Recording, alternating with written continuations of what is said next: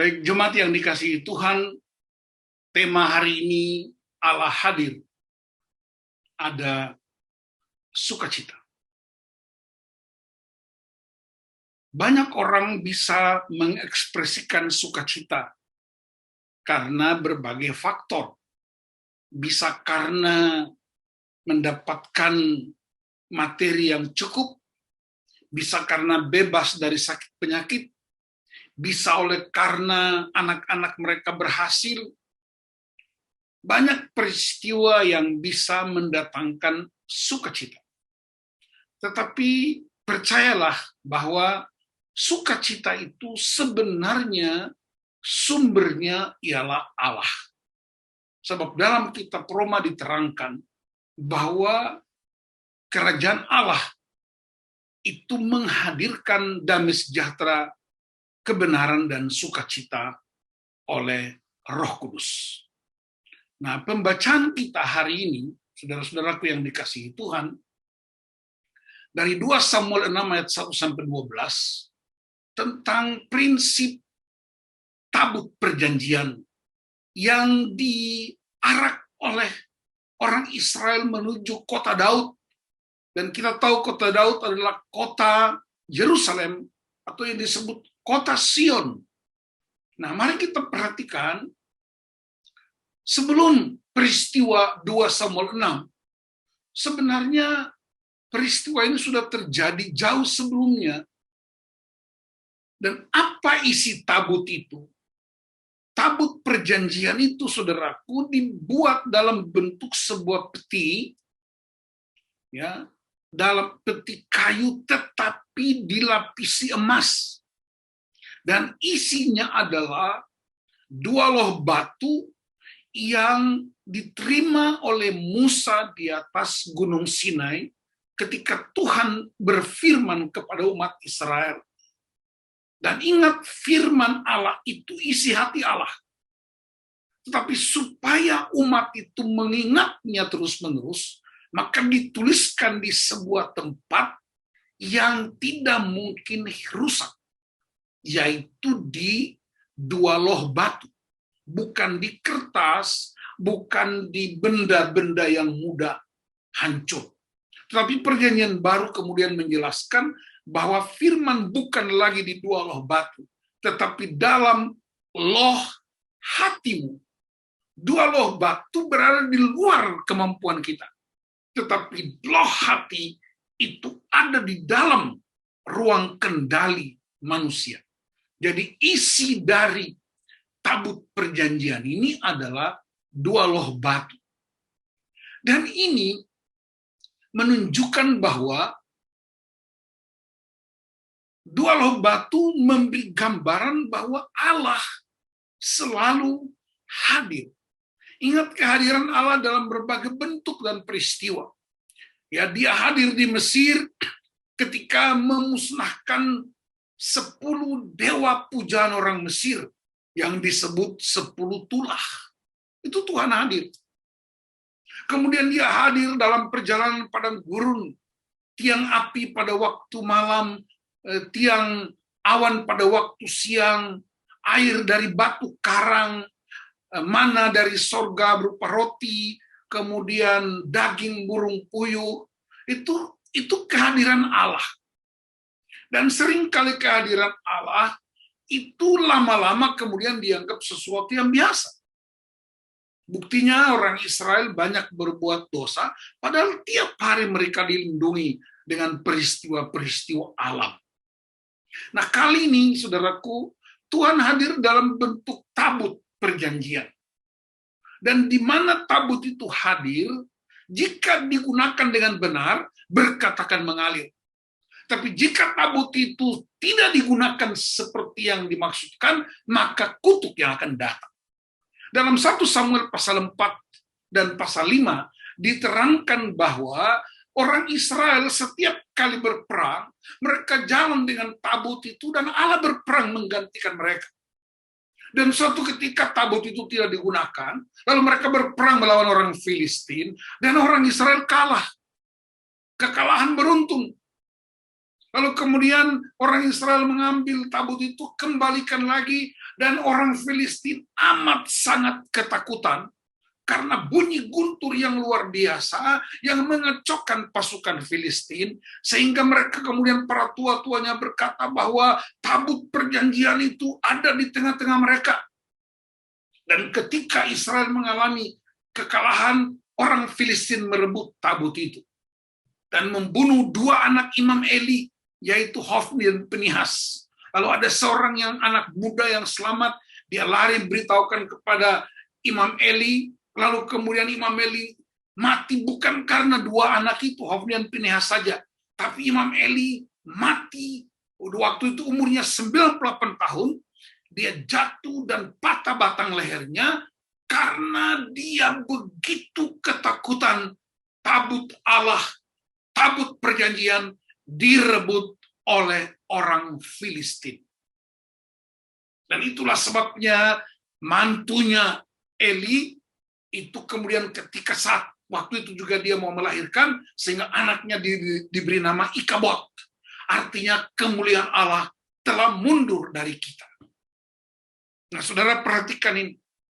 Setiap pengabaian terhadap kehadiran Allah, terjadi malapetaka yang hebat. Lalu orang Filistin mengambil tabut itu dan meletakkannya di samping kuil Dagon, kuil penyembahan mereka. Tapi apa yang terjadi? Besok paginya mereka kaget karena kuil Dagon itu jatuh, hancur, patah, berantakan semuanya, dan mereka begitu ketakutan. Kemudian mereka minta kembalikan ini tabut, dan orang-orang Asdod semua mengalami sakit penyakit yang mengerikan. Ada yang borok-borok yang menghancurkan kehidupan mereka. Jadi saudara perhatikan, mereka sejajarkan tabut perjanjian dengan kuil atau berhala. Dan Tuhan begitu marah. Mereka membawanya juga dengan menggunakan kereta yang dikendarai atau yang mengusungnya adalah lembu-lembu. Jadi penghinaan yang begitu hebat terhadap kehadiran Allah. Nah, kemudian saudaraku, orang Israel mengambil tabut itu dan menaruhnya di rumah Abinadab. Abinadab itu adalah anak sulung dari Isai, abangnya Raja Daud. Abinadab itu punya 3 putra, satu namanya Eliezer, satu namanya Usa, dan satu namanya Ahio. Waktu tinggal di rumahnya Abinadab, selama 20 tahun Eliezer disuruh jaga. Tapi ternyata 20 tahun tidak terjadi apa-apa. Kenapa? Karena Abinadab sekeluarga tidak menganggap tabut ini sesuatu yang hebat, tidak menganggap kehadiran Allah, tidak punya penghormatan, tidak ada rasa segan, tidak ada sesuatu apapun. Selama 20 tahun kering keluarga ini, kering kehidupan mereka, karena kehadiran Allah diabaikan. Dan karena itu, pada 1 Samuel 7, diterangkan, tabut itu kemudian dibawa, Raja Daud memerintahkan untuk diambil dari rumah Abinadab menuju ke kota Daud. Tetapi dalam perjalanan menuju tempat itu terjadi sebuah malapetaka yang hebat, yaitu apa? Tabut itu hampir jatuh karena lembu-lembu itu tergelincir. Tapi penafsir lain bukan tergelincir. Penafsir lain menyebutnya mereka tersewok masuk ke dalam lumpur. Dan tabut itu hampir jatuh. Nah, Usa, anak dari Abinadab, seolah-olah baik, saudaraku. Dia mau membantu, dia mau menyelamatkan tabut itu supaya jangan jatuh ke lumpur. Tetapi ternyata Tuhan marah. Karena sudah ada perintah di kitab Bilangan bahwa barang-barang kudus, barang-barang untuk Tuhan, tidak boleh disentuh oleh orang-orang yang tidak berhak. Hanya oleh orang-orang Lewi yang dikhususkan untuk itu. Dan ketika Usa mencoba menahan tabut itu, Allah menyambar dengan kekuatan Allah, dan saat itu Usa mati di tempat. Dan seluruh orang Israel ketakutan. Raja Daud pun sangat takut. Bahkan dia marah kepada Tuhan. Dia marah seolah-olah kenapa Tuhan begitu menyambar Usa dengan begitu hebat. Dia marah tidak seperti kita memarahi seseorang musuh, tapi dia mengungkapkan seluruh isi hatinya. Tuhan, kenapa? Kami kan sedang membawa tabut ini. Kami sedang mengusung Engkau. Tetapi kenapa Engkau menyambar pria ini? Dan akhirnya tabut itu disinggahkan. Alkitab menyebutkan Daud menyimpang, bawa ke rumah Obed Edom. Saudara perhatikan prinsipnya. Prinsip kekudusan Allah. Prinsip kemuliaan Allah. Tidak bisa dipermainkan dengan cara-cara kita. Tuhan tidak perlu ditolong. Kita yang harus ditolong. Dan selama 3 bulan saja tinggal di rumah Obed Edom, dampaknya begitu luar biasa. Seluruh keluarga Obed Edom diberkati Tuhan begitu melimpah. Saudara, Tuhan adalah sumber berkat. Amin. Tuhan punya persediaan tak terbatas. Kehadiran Tuhan melepaskan berkat, baik fisik, psikis, maupun roh. Problemnya bukan ada pada Tuhan.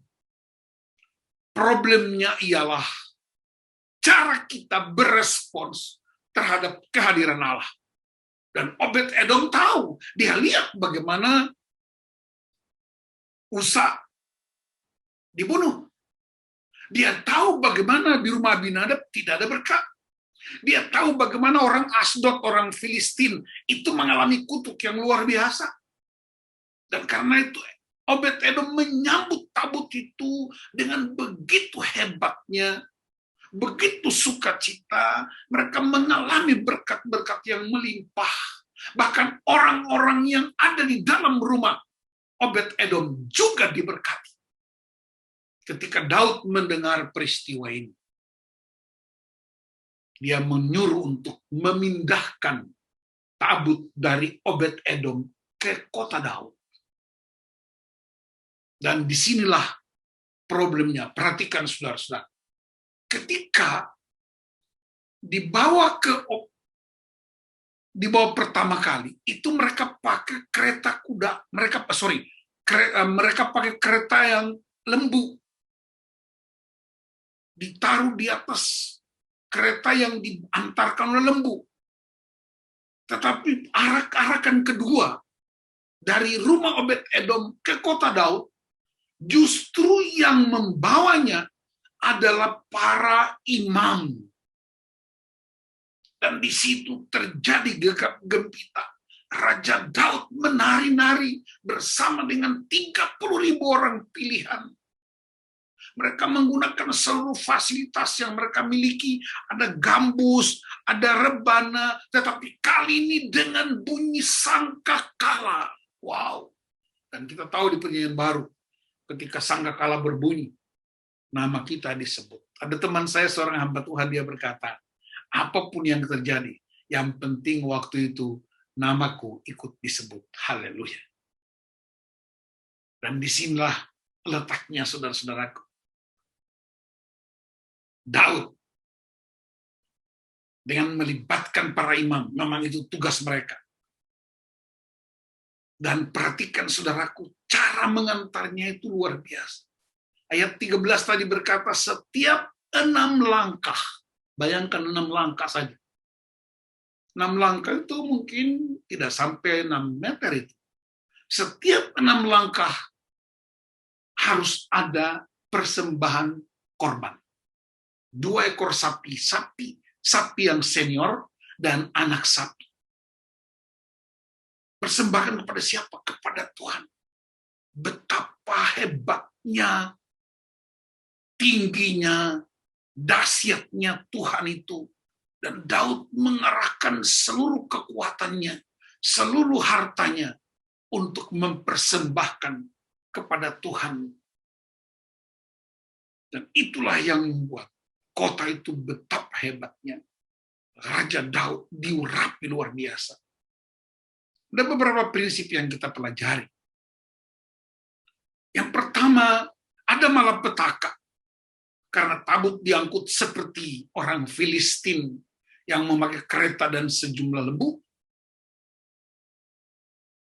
Ada sukacita, ada kegembiraan, tetapi tidak ada kekudusan dan takut akan Tuhan.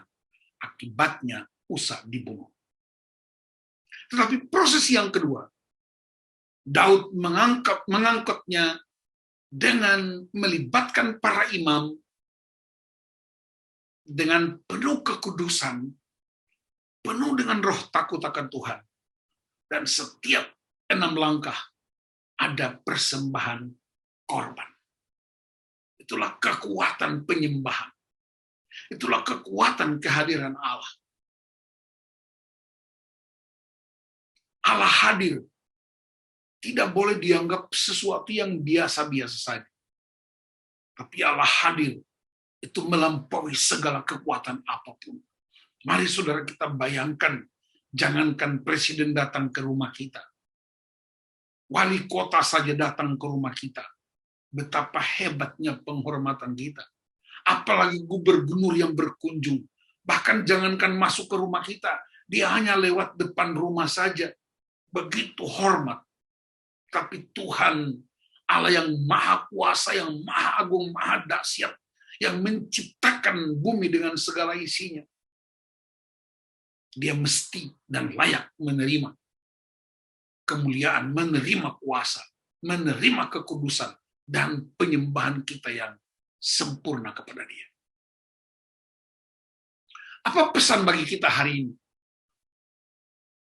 Kehadiran Allah harus dipercayai. Beberapa waktu yang lalu saya katakan, Allah tidak perlu dimengerti, karena pengertian kita terbatas. Tapi Allah perlu dipercayai, karena Dia Allah yang tidak pernah membatalkan janji-janjinya. Pemeliharaannya sempurna. Hormati Dia, agungkan Dia, melebihi apapun yang sedang kita hadapi. Siapkan tubuh roh jiwa kita, mengarah Tuhan menuju tempat yang luar biasa. Tempat yang paling dahsyat ialah hati kita, rumah tangga kita. Dilakukan dengan penuh sukacita, kegerahan yang melibatkan segenap kekuatan kita. Itu sebabnya pengakuan iman orang Israel, Shema, kasihilah Tuhan Allahmu dengan segenap hatimu, segenap jiwamu, segenap akal budimu. Kemudian Yesus menyempurnakannya dengan 4 dimensi, segenap hati, segenap jiwa, segenap akal budi, dan segenap kekuatan. Jadi menyembah Tuhan itu tidak sekedar asal-asalan, kita menyembah sambil buka Facebook, kita menyembah sambil buka handphone, kita menyembah sambil bertelepon, sambil main gadget. Itu sebuah penghinaan terhadap Tuhan. Mari kita bertobat rame-rame. Sekarang kita menyembah dengan sungguh-sungguh. Kita menyembah Tuhan dengan kehadiran yang dahsyat dan ajaib dalam hidup kita, karena Dia layak mendapatkannya. Ingat, berkat dan sukacita itu selalu melimpah ketika Tuhan hadir dalam hidup kita. Orang Israel semangat. Ingat, semangat tidak cukup. Semangat untuk mengarak-arak Tuhan. Tetapi semangat tidak cukup. Tapi harus penuh dengan hormat, dan takut akan Tuhan. Jadi kesimpulannya apa, saudara-saudaraku? Kesimpulannya ialah tabut perjanjian tidak perlu lagi kita bikin peti dan taruh itu Alkitab. Tidak perlu kita bikin peti dan taruh itu 10 hukum yang terketik rapih. Tidak perlu kita bikin peti dan tempatkan salib. Tidak perlu lagi, yang paling utama dan penting ialah Yesus Kristus adalah tabut perjanjian kekal. Itulah kehadiran Allah yang sempurna dalam hidup kita, hidup anak-anak Tuhan, hidup gereja. Jadi izinkan Yesus Kristus, kehadiran Allah yang sempurna dalam seluruh aspek kehidupan bergereja, kehidupan keluarga. Nah, pertanyaannya bagaimana caranya, saudara-saudaraku? Yang pertama, cara menghadirkan Tuhan. Pastikan di rumah kita setiap hari ada penyembahan. Setiap hari ada kidung pujian. Setiap hari ada firman yang diucapkan dan didengar. Karena itulah tandanya Allah hadir. Orang-orang yang merasakan dan merespon kehadiran Allah selalu melakukan tindakan-tindakan yang menyenangkan hati Allah. Sekali lagi, pastikan rumah tangga kita penuh dengan penyembahan, penuh dengan kidung pujian, penuh dengan firman Allah. Yang kedua, selalu bersukacita. Saya sadar, kita semua sadar, kita tahu dalam situasi sekarang, situasi yang menakutkan bagi banyak orang, situasi yang mengerikan, situasi yang membuat orang tidak tenang. Orang tua galau kalau anak-anak keluar rumah, kita tidak bisa saling mengunjungi, orang-orang sakit kita tidak bisa kunjungi, orang-orang yang perlu didoakan di rumah tidak bisa kita lakukan. Tetapi ingat, apakah kita yang sedang sehat? Atau mungkin ada saudara-saudara yang sedang sakit? Bahkan yang sedang terpapar COVID di mana-mana, terutama di jemaat kita. Ingat dan dengarkan prinsip ini. Ada kuasa di dalam doa kita. Ada kuasa dalam firman Allah. Ada kuasa dalam penyembahan. Ada kuasa dalam kidung pujian. Ada kuasa di lidahmu ketika engkau mengucapkan Tuhan hadir, engkau mengucapkan penyembahan dan pujian kepada Allah, maka Dia akan melakukan bagiannya. Bagian Allah ialah melepaskan berkat-berkat. Bagian Allah ialah menyembuhkan kita. Bagian Allah menguatkan kita. Bagian Allah membawa kita dalam kemenangan. Tapi bagian kita ialah sambutlah Dia. Beri Dia ruang yang luar biasa. Tempat yang layak dengan penuh kekudusan, penghormatan, dan roh takut akan Tuhan.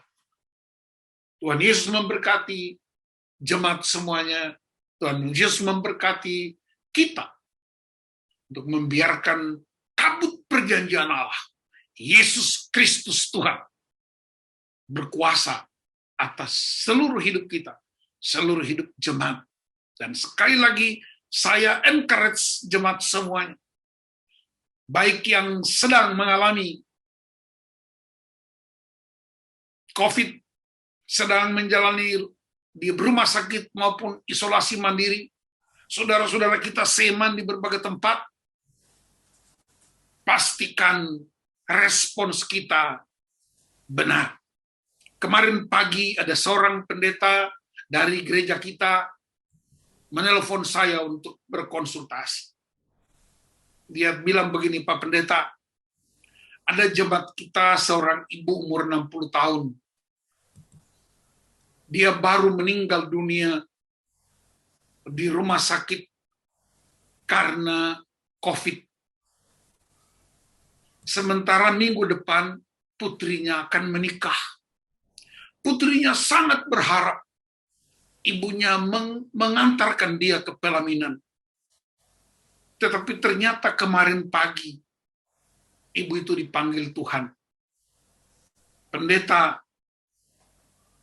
dari GKO pendeta muda ini bertanya kepada saya, Pak Pendeta, suami dari almarhumah, anak-anaknya, mereka begitu kecewa dengan Tuhan. Mereka bilang Tuhan tidak adil. Kenapa Tuhan tidak jawab doa-doa kami? Kami berdoa siang dan malam. Tapi kenapa mama harus meninggal dengan keadaan begini?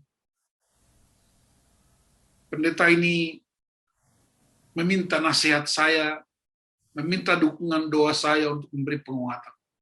Lalu saya bilang, baca Ulangan 29 ayat 29. Ada rahasia-rahasia Allah yang tertutup bagi kita. Tetapi ada bagian-bagian yang Tuhan buka buat kita. Yang tertutup bagi kita itu bagian Tuhan. Yang dibuka buat kita ialah kebaikan Tuhan, kasih Tuhan, keadilan Tuhan, kedamaian Tuhan. Dan ketika keluarga-keluarga kita menghadapi situasi macam itu, kasih tahu sama keluarga itu bahwa Tuhan itu adil, Tuhan itu baik, Tuhan itu bijaksana, tidak ada yang menandinginya. Karena itu mereka minta ampun sama Tuhan, dan jangan pernah menuduh Tuhan, jangan pernah meragukan kehadiran Tuhan. Tuhan mengambil ibunya atau istrinya, dan dia bersama Bapa di sorga. Sehingga kita bersyukur senantiasa. Saya berdoa supaya di Jemaat GKO Sola Gracia khususnya, keluarga-keluarga kita, tidak ada satupun yang menuduh Tuhan. Tidak ada yang mempertanyakan di mana Tuhan ada. Tidak ada lagi yang menuduh Tuhan. Tapi mari kita periksa hati kita. Bagaimana respons kita terhadap kehadiran Allah 24 jam dalam hidup kita. Tuhan Yesus memberkati kita menjadi keluarga-keluarga, anak-anak Tuhan yang menghormati kemuliaan Tuhan lebih dari apapun. Tuhan Yesus memberkati. Kita berdoa untuk firman Tuhan. Bapak, terima kasih. Biarlah hari ini kami semua dicerahkan untuk tidak bermain-main dengan kekudusan Allah. Tidak menghina kemuliaan Allah. Tapi kami menyambut kehadiran Allah dalam berbagai peristiwa. Dan kami percaya firman di mana Tuhan hadir dan berkuasa. Berkat-berkat itu mengalir. Baik fisik, materi, maupun rohani. Sukacita dan damai sejahtera. Beri kami hati yang penuh dengan kegembiraan. Dalam situasi apapun, sukacita terus melimpah karena Allah itu hadir dan berkuasa. Di dalam nama Tuhan Yesus Kristus. Haleluya. Amin.